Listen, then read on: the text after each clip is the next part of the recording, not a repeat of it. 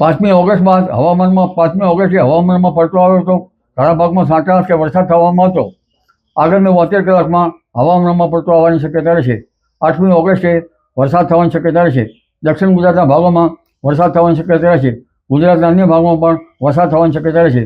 તારીખ 11, 12, 13, 14માં વરસાદનું પ્રમાણ વધતું જશે.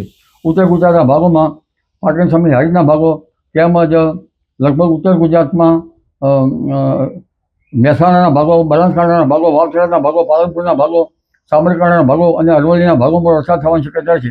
કોઈ ભાગમાં 3 ઇંચ કે તેથી વધુ વરસાદ થવાની શક્યતા રહેશે. પંચમહાલના ભાગોમાં પણ વરસાદ થવાની શક્યતા રહેશે. મધ્ય ગુજરાતના ભાગોમાં પણ વરસાદ થવાની શક્યતા રહેશે. અમદાવાદ, ગાંધીનગરના ભાગોમાં પણ વરસાદ થવાની શક્યતા રહેશે. આ ઉપરાંત દક્ષિણ ગુજરાતના ભાગોમાં પણ વરસાદ થવાની શક્યતા રહેશે. તાપી નદીનું જળસ્તર વધવાની શક્યતા રહેશે. આ ઉપરાંત લગભગ મધ્યપ્રદેશના ભાગોમાં ભારે વરસાદ થતાં નર્મદાનું જળસ્તર વધી શકે, જેથી નર્મદા બંધની ઊંચાઈ પણ વધી શકવાની શક્યતા રહે. તારીખ 17, 18 ઓગસ્ટમાં મકર નક્ષત્રમાં પણ વરસાદ થવાની શક્યતા રહે.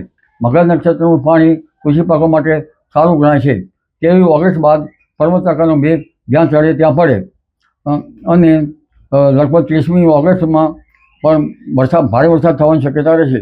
એટલે કોઈ ભાગમાં વરસાદ તો થશે, પણ આ 31મી ઓગસ્ટનું વરસાદી પાણી કૃષિ પાકો માટે સારું ગણાતું નથી. એટલે ખેડૂત ભાઈઓએ વરાપ થયે કૃષિ કાર્યો કરવા સારા રહે. વરસાદ જે છે ઓગસ્ટ માસમાં તો થશે, પણ સપ્ટેમ્બર માસમાં પણ વરસાદ થવાની શક્યતા રહેશે.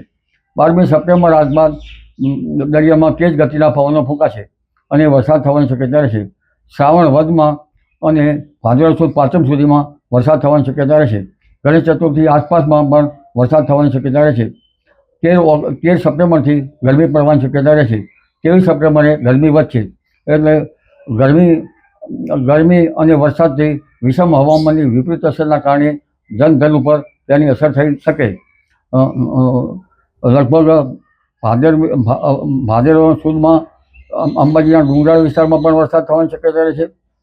પરંતુ લગભગ આગામી માસમાં ઓગસ્ટ માસમાં 2 ગ્રહણો છે, તેની અસર પણ થવાની શક્યતા રહેશે.